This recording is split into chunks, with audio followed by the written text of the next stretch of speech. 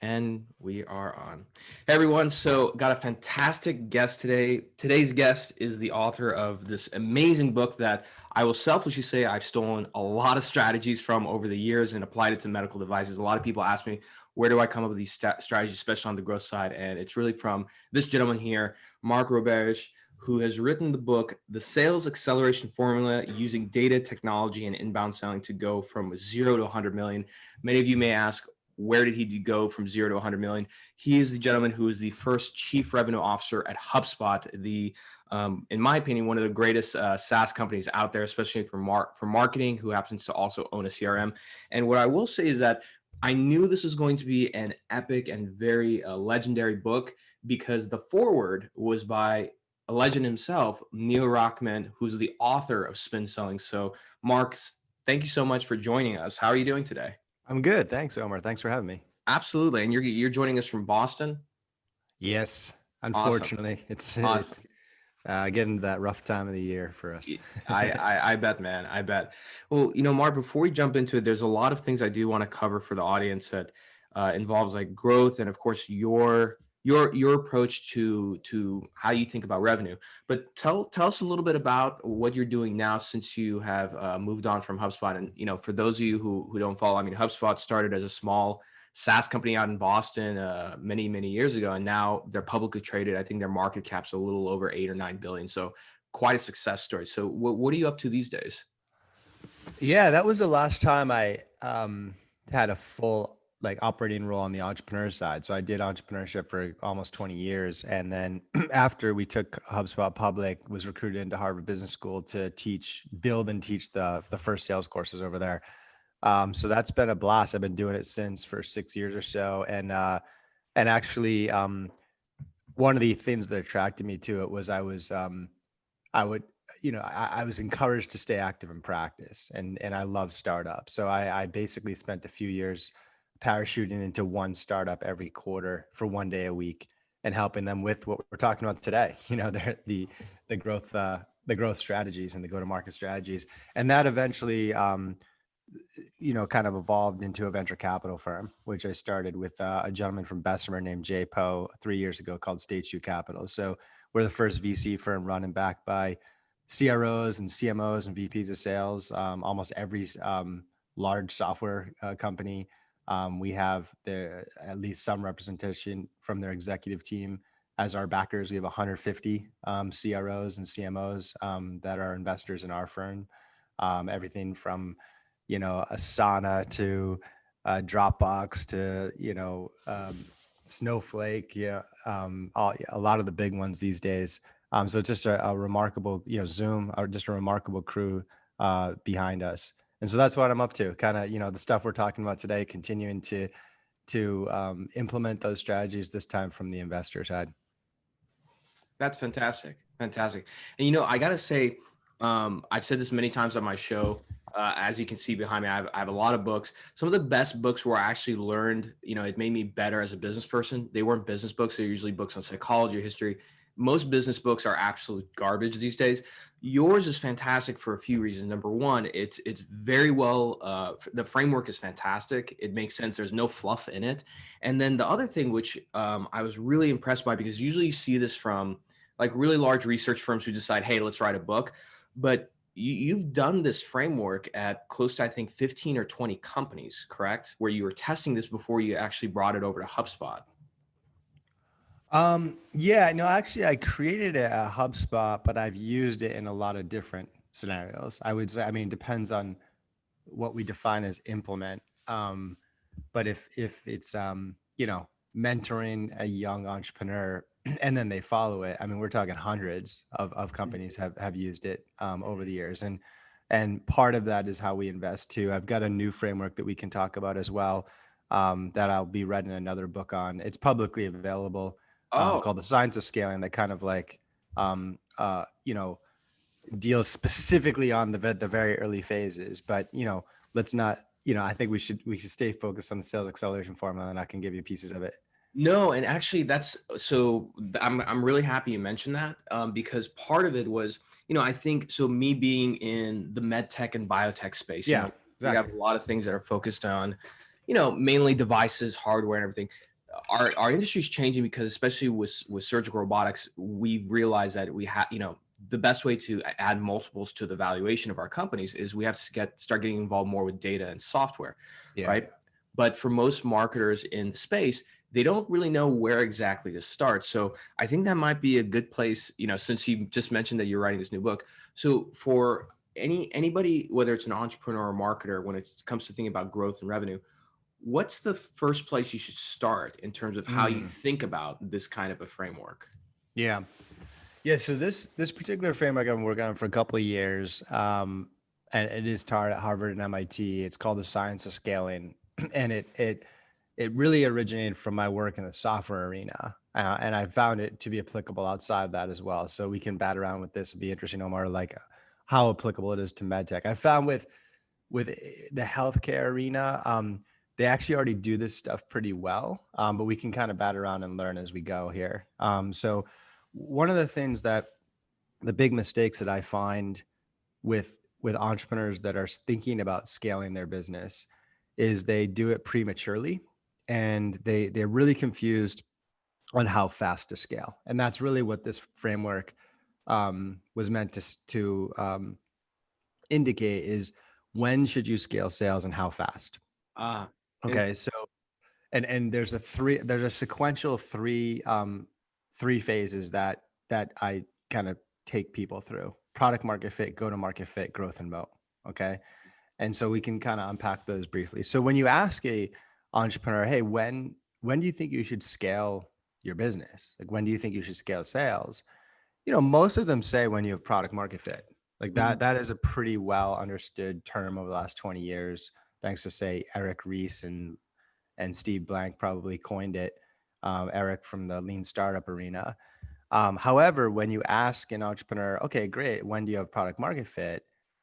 You'll get 10 different answers. Right. And honestly, I don't think the answers are that good, to be quite frank, in terms of telling you when to scale. A lot of times they'll be associated with revenue.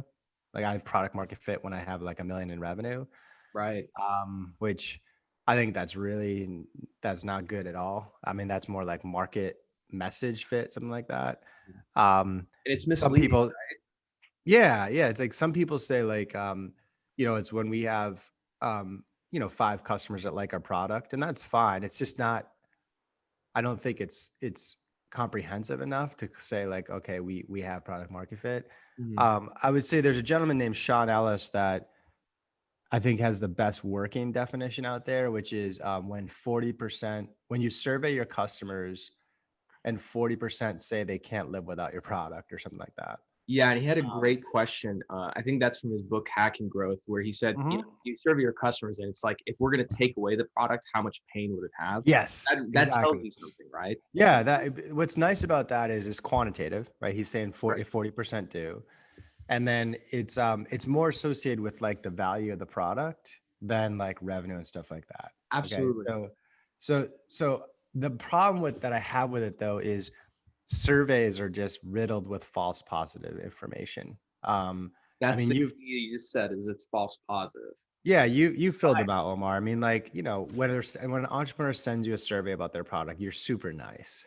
You know what I mean? Like, it's their baby, and like, so I have a problem with that. So the first phase here, product market fit, I believe the best metric, and again, I deal mostly in software, is retention, right? Because a lot of software is on 100%. subscription. I don't know if that we can see if this fits into biotech, but It if I'm absolutely if I'm talking to a software company, I'm like, okay, you have product market fit when you have strong retention. Now the problem is in our arena, it often takes, if I sign up like a dozen customers this quarter or a dozen customers this month, um, it takes me a year to understand what my retention is, right? And Mhm, we don't have that time mhm, when we're in startup arena. So what the trick here is to find your leading indicators to mhm. retention. And so, like at Slack, they did, when a company sends 2,000 team messages, I see. then most of those people would stick around. If they don't, then they cancel it. At Dropbox, if they back up their device within 1 hour. At HubSpot, I know this is ours because we statistically studied it. if they use 5 or more features in the whole system within 60 days, right? So And these are that's a better definition. Like if 80% of your customers that you sign up use 5 or more features within 60 days, how precise is that? You know what I mean? And it's so simple, and it's such a better North Star for the business than let's get to 1 million in revenue. You and know what I mean? yeah, and I think I love, so this is again why I've really gravitated towards your work, because it's not that it's like even contrarian, but it's different what people see. And I think for most entrepreneurs, especially in the startup world, it's so hard to your baby's going to be ugly no matter what. But to get a little bit of traction or revenue, it's like, hey, look, we got revenue and growth. But the harder question is to ask, like, well, how much retention you have at least in the biotech world. If you look at, for example, surgical robotics, the question isn't around retention, but it's similar. It's around, okay, you've implemented X amount of surgical robotics across the U.S. What's your utilization rate? Like, Yes. is it being used? Yes. Because who cares Exactly. if you place a bunch of robots? The Right. the key to scaling the business and going from 100 million to $1 billion company is it being used? And I think in the software world, it's retention. And I guess Yeah, that needs to be Churn the is, North Star. So I'm glad to hear like you're seeing that in your arena, but that needs to well, be the I'm first trying North to Star. implement Yeah. it. I'm trying to Yeah. drive it as much as I can on Yeah. my own. But yeah, and I guess, can you talk about when you mentioned a leading indicator? This is because, tell me why churn is a lagging indicator. Why is that? Well, at Why? least, yeah, in our arena in software, like, a lot of people sign 1-year contracts. They don't churn for like a year, right? So, and even if it was on monthly, like it's not like they're not even going to churn in the first 2 months. But that's how fast we have to learn. Like if I'm saying product market fit is the first stage, and product market fit is how well you are at retaining your customers. Mm-hmm. But we need to understand this stuff within like 30 or 60 days. And so people just don't churn that fast. And creating the leading indicator is like, that's where like I think the innovation has. And I hope that more and more of the industry talks about like, what's your lead indicator of customer retention in the $0 to $1 million journey. That needs to be like the first slide in the deck for the board. You know what I mean? And I don't even think a lot of companies define it. And so No. as I've kind of worked with companies on it, I don't think there's a universal one. Maybe you'll see patterns, Omar, in your arena in medical device on like utilization. That's a good one. But I do think they take the shape of P% of customers do event within T time, right? So like 70% of customers, utilize your device once a week within a month of purchasing. You know what I mean? Like that would be a good definition. Yeah, and one of the things that you mentioned in your book, and you've spoken about, is and especially in a startup, a lot of people who leave big corporate, companies like Johnson Johnson, Medtronic, etc. They come to the startup world. The one thing I tell them is that look, like there's an abundance of things to work on, and the key is knowing what to work on now. That's the most important thing, because you have limited Exactly. resources. So you talk about working on the right things, and you specifically have mentioned, the idea around working around customer success, right? Which is different than what you hear from a lot of other people, which is like, hey, how do you scale growth, scaling and growth and revenue and blah blah blah, all this stuff. But you start with customer success. Why is that? Can you dig a little deeper in there for me? Yeah, just because of this. Like I don't think you have a business that like it's all about starting at the end and the consistent customer value creation. Um, if you start with say, how do I put this? There's so many leaky buckets out there. You know what I mean? Mm-hmm. There's so many people that start with sales and you sign up like 100 customers, but then 50 of them quit after a year. This is not a business. Mm-hmm. Would you rather sign up, 20 customers a month and you've got a good sales machine going, but you lose half of them over a year? Or Mm-hmm. would you rather sign up, 5 customers a month, but you keep 90%? I Right. mean, the former is not a business and the latter is. Absolutely. So Absolutely. yeah, that's where you got to start, especially like these days. It's very new thinking that we're trying to like catch up to because, especially in the world of software, and I don't know how you're seeing it in the sort of med tech world, but when we sold software pre-internet, like pre 20 years ago, Mm. people, it was all $1 million stuff, and it was deployed on servers in in the basement of your company, This is right? pretty And so scaled. there was no churn. It was all on-premise software. So Mhm. there was no churn. It was all about the contract. And Ah, then we had the internet came about, and then SaaS came about, and suddenly like you didn't have to buy a bunch of servers to load your floppy disk software on top of. You just clicked it, it was all in the cloud. right. And so we're still catching up to like what all that means. All of a sudden it was like, holy cow, you can sell this month to month or year to year on a subscription. That's cool. Holy cow, you can sell this I don't have to go visit my customers. My prospects, I can actually sell this over the phone and over Mhm. Zoom, Mhm. like through demos. Holy cow, I can like adopt this in 1 minute. And suddenly people realize, oh my gosh, this is all about retention, because Mhm. it's so easy to adopt this stuff, but it's also easy to leave, right? And so we've got this whole thing, like the subscription economy has exploded beyond just software. I mean, I bet you and I both like consume our music on a subscription, maybe our razors on a subscription, sometimes our food on a subscription. I mean, it's just crazy, you know? And why do you think the market has started to, trend towards this? Like, behavior change doesn't Yeah. happen overnight, and I Yeah. feel like I mean, even in Amazon, I mean, I was ordering toothpaste, and Amazon Yeah. trying to convince, and I Yeah. did it because I was like, yeah, I Yeah. buy new toothpaste every month, so I was like, let me just set it and forget. Why do you think Yeah, the most of the time things like this start with the buyer preference, and I think the buyer preference might be no one's ever actually asked me this, so I'm just kind of riffing, but yeah, um, I think it starts with investor preference and like just management team preference, because a subscriber is just so much more. It's just an easier business. You know what I mean? Like other than like trying to get people to buy and buy and buy again. If yeah, you just the predictability of it, the street loves it, and I think a lot of business, and fortunately, you know, consumers kind of like it too, yeah, but I don't think this one started with the consumer preference. Maybe it did on like, on the software side. Cause it was like, yeah, if I had to choose between a $1 million purchase one time hmm, versus paying you folks like 100,000 a year, yeah, I'd much rather do it that way. So it started there in the software arena, but I think the reason why it's being thrown down our throat everywhere else with food and music and razors is it's just a healthier business model, and investors like it and management teams like it. and you know what, Mark, and it shows how, you know how correct you were in the philosophy and approach in your book, because I think seated in there is a story around retention, because at the end of the day, your customer acquisition costs for any of these subscription models are higher, but once you have somebody there, the retention is a whole lot better, right? And I think there Yep. there has to be something around that as well. Yep. Exactly. I agree with that. Yeah, one thing I think I'll mention to my audience is that, again, in our arena in healthcare, we're seeing a lot of trend towards, whether it's hardware and devices developing software, or even there's a lot of SaaS companies that have now seen healthcare and says, hey, this is this really outdated industry. Let's go in there.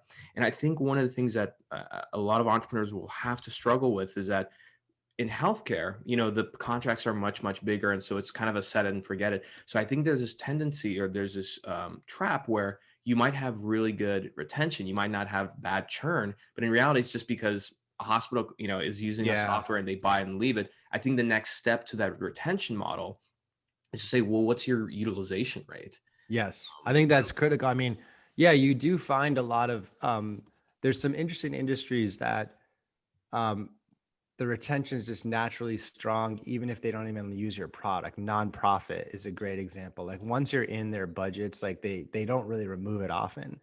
Like education, government, right? They're hard to sell into. Very hard. But once you get the customer, the stickiness is amazing. Um, but I don't think you know, I'm still very uncomfortable with that. If I have a very low churn, but like average utilization, I'm super uncomfortable with that, because Right. then I'm worried about like referenceability and word of mouth. You know what I mean? Like 100%. that's the other big thing that's happened here is like every single buyer has a big megaphone called social media and the internet. Yeah. And it's not hard if you're evaluating a vendor to go online and find a customer. that's using it Absolutely. and call and reach out to them. And if they're like, oh yeah, we bought this and we don't really use it, like that's the beginning of the end. It's the kiss of death. It really is. And Yeah. even, I mean, my, I kind of go back to, because that's kind of where I first cut my teeth, is surgical robotics. But you mentioned it earlier with SaaS, but in surgical robotics, my philosophy has always been is that for a quarter, I would rather find 3 hospitals that become centers of excellence and they're using the robot 80, 90, 100% of the time, Yeah. versus selling 10 robots and a lot of them are just sitting in the corner in the closet. Because then people talk, whether it's through social media or at conferences or anywhere else. It's like, hey, how are you enjoying that technology? It's like, we use it whenever, and it's just the Yeah. kiss of death. And I think that I've seen a lot of robotic companies and med tech companies where the first few quarters is like they're blown up. You're hearing that they're selling left and right and everything, but then a year later they're struggling because it's like nobody uses that technology. They were really good, that Yeah. really talented salespeople that got it in, but the customer success, it wasn't there. So, and that's kind of another jumping off point for companies that let's say they find product market fit, they're starting Mm. to hire salespeople. What's the profile of the type of salesperson that you should hire, and what should that Yeah. salesperson be graded and held accountable to?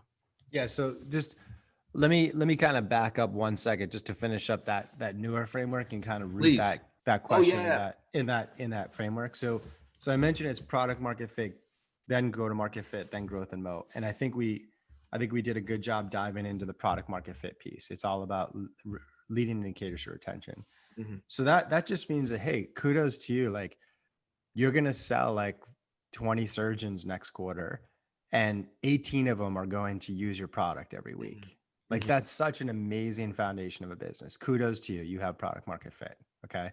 Mhm. Now, I don't think you're ready to scale sales yet Mm. because you need go to market fit. So what is that? It means that you can do that, what we just talked about, sign up 20 surgeons and get 18 of them to love your product, like Mhm. use it every single week, but you can do it profitably.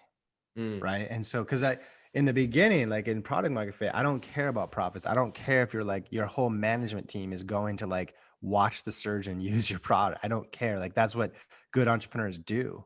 Like Mhm. one of my friends started Drift, who's doing amazing right now. Oh And yeah. he's a very he's a very famous serial entrepreneur. But in the early phase of his business, David Cancel, he was flying to onboard personally customers that were paying him $50 a month as founder. I Wow. mean, Paul Graham, founder of Y Combinator, says do unscalable things early, and that's a perfect time to do it. Like I didn't talk about profitability at all. It's like it's so hard to come up with a business idea and get like 80% of your customers to adopt and see success with it. So throw everything in the kitchen sink at it at that stage. But once you check that box, then we got to prove go to market fit, which means we can do it scalably before we start hiring a bunch of salespeople. Mhm. Okay. And so I don't know how, and this is another place where I can learn a bit, Omar, in like the life science arena, but like in the software arena, we talk about that in terms of unit economics. We don't talk about it in terms of gap accounting.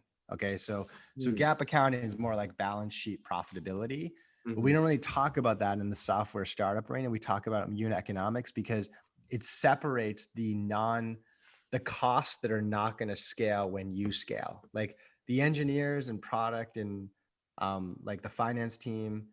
Yeah, we're going to have to scale those, but not proportionally, right? So we want to isolate those. It's more like overhead, right? Mm. But the unit economics hones in on the costs that are going to scale as we scale our customer base and our machine. Okay. And so we have some complex like terms like payback period. I don't know if they use those in life sciences in the software arena, but regardless, we're trying to isolate like what is our cost to acquire a customer and what is our profit margin for that customer. We want to make sure that's profitable. So that's what we do next. And unfortunately, this is a big game of lead indicators as well. And it gets to your question, Omar, like what do these people do? Mhm. Is, we could say, all right, well, I want to have positive unit economics. Well, if I sign up a bunch of customers in Q4 this quarter, I really don't know the unit economics on that until it plays out a bit. And so if I Right. can extract that back to, well, how many meetings a week do I need to hold? And Mhm. what's my conversion from stage 1 to stage 2 to stage 3 of my pipeline? And so I can extract that unit economics goal back to these these activity dashboards, and that will tell me if I'm on good, strong unit economics. And then if the unit economics are checking out, then I can move into growth and moat. Now I'm ready to hire salespeople. So that's it. Is like product market fit as measured by consistent customer success, Mhm. go to market fit as measured by positive unit economics, and then growth and moat. And every decision within your go to market design, from your pricing model to your demand gen model to who you hire as a salesperson to how you compensate your salespeople, changes as you migrate through. That The makes sense. pri- like you said, Omar, like it's really, you have to figure out where to focus. Mm. So as an example, like in product market fit, I don't care about your pricing model. I don't care about your comp plan. Mhm. Like honestly, like it shouldn't be free because these surgeons have to like take it seriously, but we don't need to optimize price right there. All I care, like what really matters is like the types of customers I bring on, like Mm. early adopter types. And I need an awesome like onboarding, like you said, a great customer success team. Even if it's just me as founder, I love founders being head of customer success early on for that reason. But then when we move to go to market fit, it's all about pricing and the comp plan and the sales playbook. Mhm. And the sales rep changes. Like the first salesperson that I have during the product market fit phase, that person's almost like half product manager, half account exec. They have to go out there and Yeah. learn. And Versus that's go to market fit, they're much more the coin operator. They have to like, let's build the playbook and let's go. Right. So that changes. Yeah, and that was something that I found fascinating in your work was that, you know, it seemed like in a way, so one of the classics that I've read, I always recommend to the people I mentor, read Crossing the Chasm, and then the grandfather Yeah. of that is Awesome. Diffusion of Innovations by Everett Nice. Rogers. And it seems like that same technology adoption curve can be overlaid in some ways to the model you have, where as you grow, not only does the customer profile change because obviously you're going through different customer segments, but the salesperson, that's something I've never heard before, that your salesperson is going to evolve and change. And it's so intuitive, but I don't think you're the Yeah. first person I ever heard talking about it that way. Yeah, it changes through a lot of different phases of scale, but the most dramatic fast change is this from this product market fit through go to market fit to growth and moat. Like your first versus your 10th salesperson is so different. Like if you because your first one, when I interview my first salesperson, like honestly, a big part of the interview is like play with our product and give feedback to the engineers. Mm. Like that's so key. Like you don't have product market fit right now. And like you're about to hire the first person that's going to talk to customers, potential customers all day. Hmm. You know what I mean? Like no one else, how valuable is that? And if and your 10th salesperson is what, this work actually goes back to like the sales learning curve, which was written up 15 years ago in HBR. And they called it the Renaissance rep versus the coin operator rep. And Interesting. so your 10th salesperson is just like, that's the person who's like, yeah, give me the sales playbook, give me the comp plan, tell me who the target customer is, and let me go make you and I a lot of money. Hmm. You know what I mean? Like that person's disastrous as the first one because Because you don't have a playbook. You don't even know what you're doing. Like right. that person's going to go out and talk to like 10 surgeons and be like, yeah, your product sucks. No one wants it. Exactly, because You know what I mean? they need a map. They need a map Yeah. to follow. And it sounds like the first salesperson you're talking about, and I love that you said it's a combo of a product manager and a salesperson, is that they need to be the ones who figure out how to make the map, Yes. right? Well, it's I would say that's almost the go-to-market fit phase. Sorry for Oh, okay. No, no, no. clarifying. Is the product during the product market fit, you have to figure out what's this friggin' product? Like Mm, how do we, and then once you've got the right product and it's successful, when you go to the go-to-market fit phase, remember that's all about creating scale, like doing it mm, scalably. mm, That's when we need the map. That's when we build a playbook. I don't want a sales playbook during the product market fit phase. We doing have to iterate fast. But once we know what that is, then during the go-to-market, I need the playbook before I move to growth and moat. and it sounds like during the product market fit, you should not be thinking about salespeople or anything. If anything, that's when the founders are the ones going directly and selling to the customer and getting Yeah, as much feedback yeah. as You possible. can have a salesperson. It's not bad to have one, especially if you're Yeah, like more of an introverted product, scientist or something like that, and so you're just not going to be that jazzed about talking to 10 customers every day. Um, but this person, they can be the first one doing that. They just have to be cut from a particular thread, Got it. Now, I want to be we're definitely good on time, but I don't want to leave everybody on a cliffhanger. So can we cover the last piece of your framework, which is the growth and moat? Yeah. Yeah. So the big problem that people make there is, I don't know if they do this in life science somewhere. You have to tell me, but like in software, what happens is they hit like, they've kind of checked these boxes maybe accidentally, right? And they got their stride down, and they have like 1 million in revenue. They have like 20 people at the company. There's like 2 or 3 salespeople, and they go and raise a big round of financing. They go raise like a Series B. They raise like 20 million bucks, and during that process, there's a valuation negotiation between them and the new investors, and the entrepreneur's always trying to sell the dream, and the investors trying to push back, and they come to some agreement. But at the end of the day, the entrepreneur sold like the dream, like we're going to triple revenue every single year and have a huge valuation. And so then they get the money, and they're like, oh my gosh, now we have to do this. So what they do is they hire, even though they have 3 salespeople right now, they hire 15 in the next month. I don't know. You don't even have a playbook. They all do this.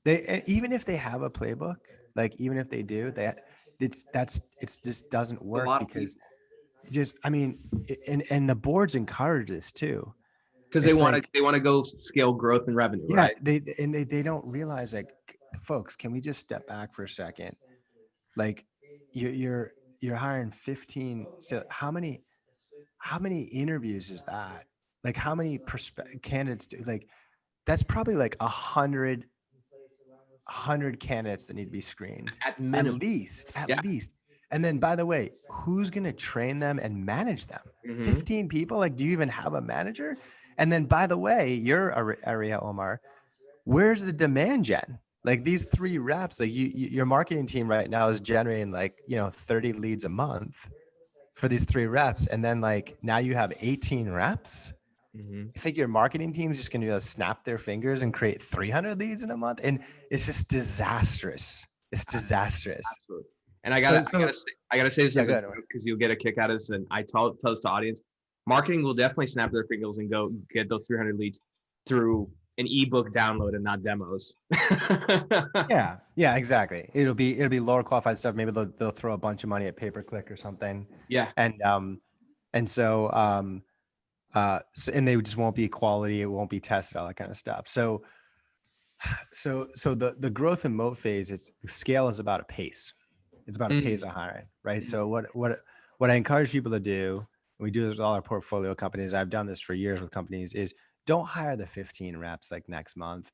Hire 1 rep, hire ideally like 2 reps every other month. And that could be changed. You could do 1 a month, you could do 2 every other month, you could do 2 a month. Like, it's a pace, not a one-time event. So let's hire 2 reps every other month for 6 months. And then let's watch the early indicator retention that we set up for product market fit, and the early indicators of unit economics that we set up for go-to-market fit. And if those early indicators stay green while we hire those 2 reps every other month for 6 months, then let's go to 2 reps every month, and let's go to 4 reps every month after 6 months, right? So that's kind of, I call it our speedometer. Those early indicators, our speedometer, tells us how fast we can go. And if it breaks, we're going to know really early, because most businesses, they're evaluating whether or not they're going too fast or too slow by the end of quarter P&L. And that is like, so the end of quarter P&L is what we did 6 months ago. Yeah. It's not reflective of what's going on in our business right now. Yeah. So anyway, that's kind of the last point. And, we can get into the granularity of like what it means for a go-to-market design, but that's the high level, big mistake on the growth and moat phase. Yeah. And it sounds, the one thing that it sounds like is, I think if there's a theme to the framework that you just shared, again, that's product market fit, go to market fit, and then growth and moat is discipline. And let me, because I can some of my friends, they just raise a Series A for some of their companies. I can hear them in my head, so I'm gonna channel that question that they're probably gonna be asking, which is, okay, what do you tell investors when they say, well, we really want to see fast growth, so why aren't you hiring more salespeople? what would you counsel an entrepreneur? How would they push back and explain Oh my this gosh, I go into approach? so many this is like the thing I have to do after every round that our portfolio does, or even like the companies that I'm on the board as. I have to go in the board meeting and sort of facilitate this discussion.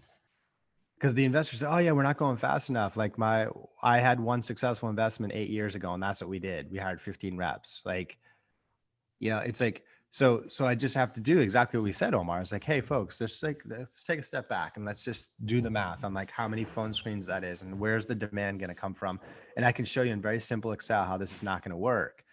And I know at the end of the day, all you want to do is do a triple, triple, double, double, as they say where you live, Omar, out in San Francisco, which is triple revenue in year 1 and 2 and double revenue in year 3 and 4.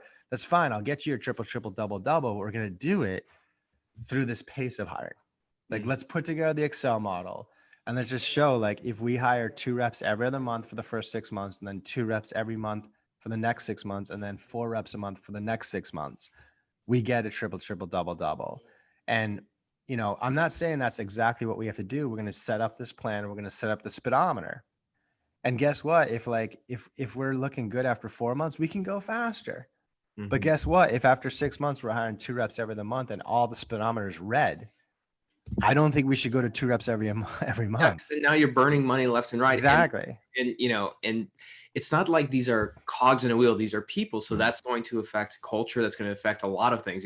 Somebody who is really successful, it may just be that they are just getting lucky or they're in the right geography, and that might mislead you in terms of how you should essentially set up your sales training and management program, right? Exactly. So this, at the end of the day, it's called the science of scaling, right? It's just a more data. I think you said discipline, Omar. I would just say it's data driven and scientific on how you, because otherwise, like, how are people, go ask your buddies, like, when do you scale sales and how fast? See what they say. Like, they Yeah, don't know, no one really has a good answer to that. yeah, and I think I hear your I don't want to call it frustration, but I could hear in your voice the same kind of frustration I have within my industry, which is there's a lot of pseudoscience bullshit being thrown around where it's like, oh, we're seeing success here, so we should focus on this one thing. And at the end of the day, it's not difficult to sit down and just either through a spreadsheet or just put it on paper and say, hey, let's just reverse engineer and think about how this would actually work and play it out. And I don't think that a lot of people do that anymore. I think No. I don't know if it's because I feel that with the advent of the internet and Yeah. social media and all these things, we're living in a faster and faster world, right? And I think because of that, our brains have just been completely conditioned to just get restless and not patient and just immediately want to jump to things right away. I catch myself all the time sometimes doing that. And I'm like, what am I doing? I just started, doing this one task. Why am I trying to jump already to the end?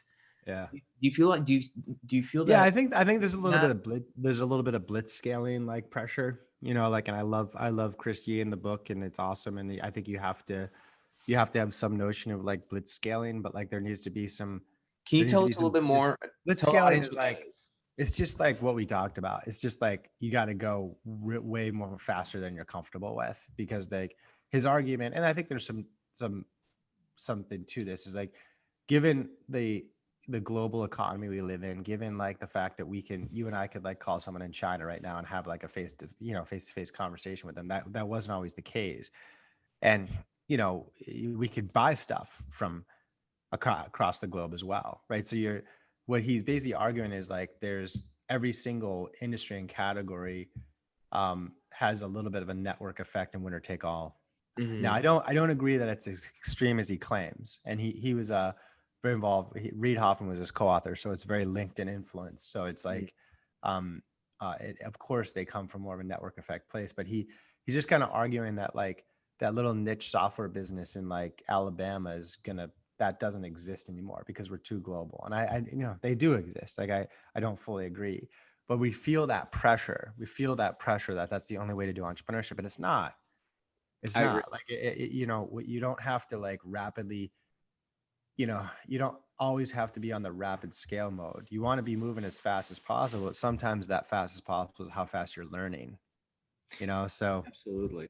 No, yeah. I completely agree. And at least even in our industry, some of the most wildly successful companies, they got there. I mean, one people talk smack about them all the time, but you got to respect their execution is Intuitive Surgical, the first the inventors of the Da Vinci. It's, they're an $80 billion company now, and they got there because they were incredibly disciplined as to who they sold to, how they sold it, you know. So I think there's something to be said about that.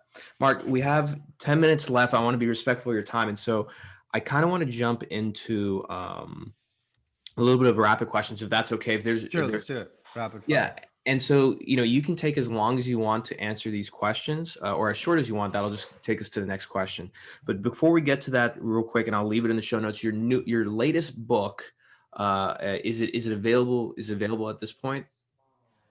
Yeah, no, I haven't written that one yet. It's in the form of a 40-page ebook, and you can see it on Stage 2 Capital's website. It's right on the homepage, called The Science of Scaling. So you can Fantastic. download that stuff for free and just check it out. Oh, perfect. I'll leave that in the show notes around with the sales acceleration Cool. formula, Yeah, perfect. and your Twitter and LinkedIn handle as well. So my first question to you is that, there's no doubt, looking at your background and career, you've been in a variety of places, and you're a vet at this point because of your experience. Along the way, you probably had some great mentors. What was the most painful yet illuminating advice a mentor ever gave you? I think early on in my management experience, I recognized, personally, I have a really uh, an issue with giving negative feedback. Like, what do I call it? Like, of conflict avoidance. Hmm. Like yeah, I know you said you read some of the psychology books and stuff, and like, it definitely is rooted in aspects of my childhood where this happened. And it holds you back in a lot of aspects of life, but certainly in management, if you have conflict avoidance, that's terrible. And Hmm.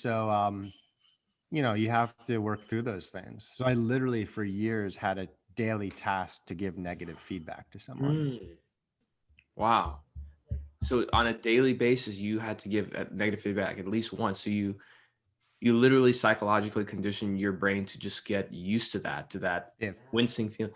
And I read a lot about how to give good feedback and negative feedback and that kind of stuff. And yeah, I just had to do it every day. What so you did that every single day. What was the biggest thing you learned? Just you have to root it in a very specific example. It's like this is again psychology, and if you read like parenting books, it's no different than management books. It's like you It's don't funny how want to that say works, like, right? Omar, you're lazy. Omar, you don't work hard. Like that's labeling you. It's just like, Omar, I noticed that yesterday you came in at 9:30 for the third time in a row. Like it's a specific behavior. Or Mm, Omar, I know like I was reviewing your prospecting emails, and they are not abiding by the personalization standards that we want. For example, here, here, and here. They just need to be more specific, got it. you know, as Wow. opposed to like you're not a good prospector. Right.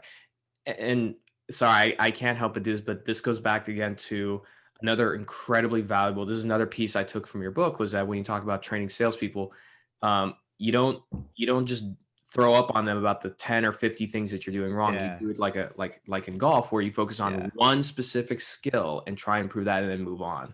Which I think there's exactly. a lot of wisdom in that. Yeah, I think across any management, but that was certainly the case for me as I watched managers. I think at its peak, I had maybe like 35 managers under me, right? So it was just a lot of like data points of seeing how people gave feedback. And um, yeah, that was the big difference, was like some of them would just get off the sales call and like be like, okay, all right, Omar, here's all your feedback. And they'd rattle off for an hour and like nothing gets done. It's just, you Yeah. can't absorb that You walk away, versus you're just the, like, okay, I suck. So yeah. I mean, yeah. it's just very logical. And that's one thing that my mentor helped me see too with the golf analogy, is like, yeah, you can see the 80 things that are broken, but like, what's the one thing that's going to make the biggest difference? That's the real um, management excellence, is when you can identify that one thing and hone your coaching on that, get them through that, whether it takes a week, a month, or 6 months, and then move on to the next thing.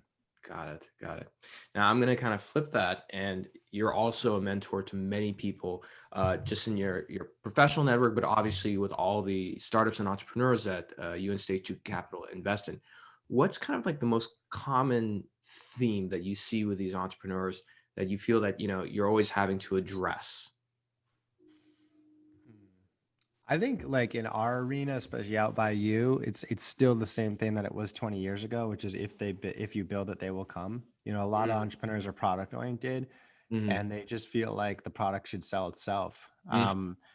And you know, I think as they get mature, um, they they realize that you need a world-class product team, you need a world-class sales team, and they start to get a sense of what that is. I think the other one that's interesting that I see when I compare new first-time entrepreneurs and serial entrepreneurs is um, first-time entrepreneurs might be they have like a product idea and they're obsessed with it and they want to build it and they think it's just going to work versus serial entrepreneurs are more obsessed with a problem, Hmm. right?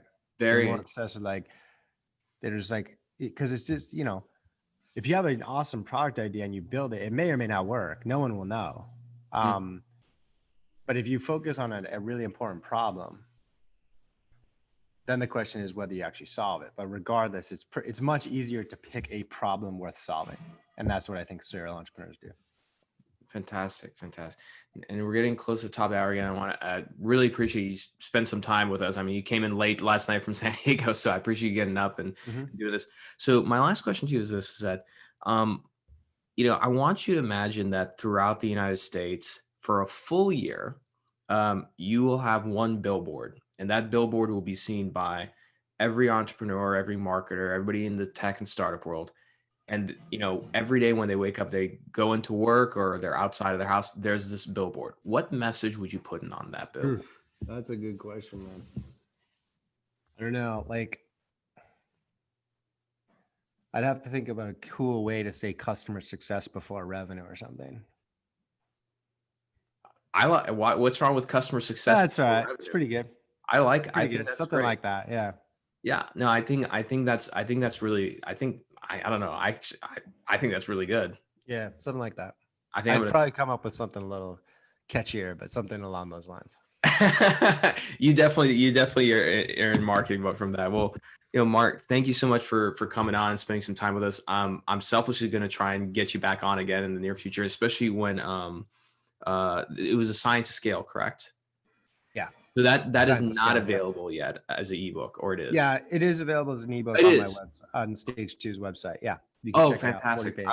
I'll Yeah, leave I that. just haven't published it yet. I'll work on that after we raise our second fund here. We're about halfway through. Yeah, it's not like you don't have enough to do already. Got to take them one step at a time. Absolutely. Mark, thank you so much for joining us. Give me 1 second. I'll chat with you right when I hit the end button. So thank you all for joining us. And thank you, Mark, for coming on. Thanks, Omar. Alrighty.